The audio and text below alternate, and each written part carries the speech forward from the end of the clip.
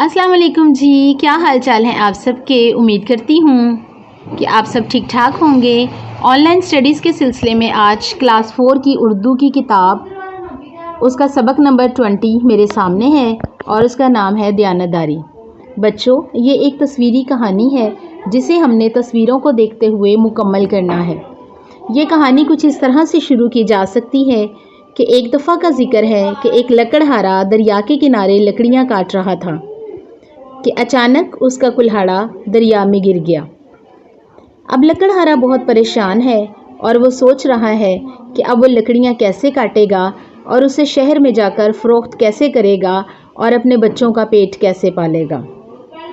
इसी परेशानी के आलम में वो दरिया के किनारे दरख्त के नीचे बैठा है और सोच रहा है कि अचानक दरिया में से एक फ़रिश्ता नमूदार होता है और वो उससे उसकी परेशानी की वजह पूछता है।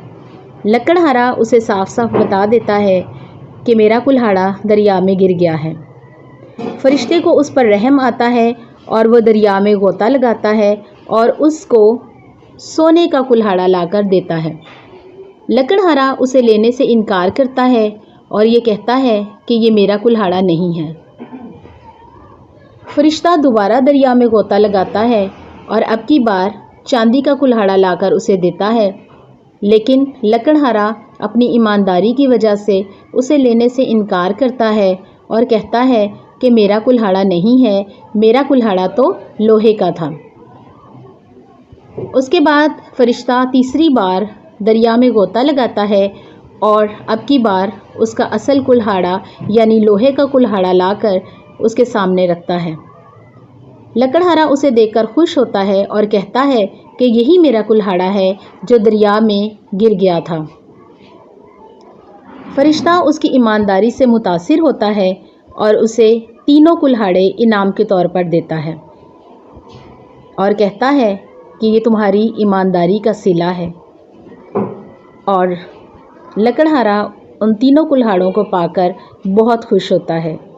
तो प्यारे बच्चों, इस कहानी का नतीजा ये निकला कि ईमानदारी या दयानतदारी बेहतरीन हिकमत अमली है और हमें अपनी डेली लाइफ में भी इसी तरह की ईमानदारी का मुजाहरा करना चाहिए और कभी भी किसी चीज़ का लालच नहीं करना चाहिए। तो आप बताइएगा कि कैसी लगी आपको आज की मेरी ये कहानी।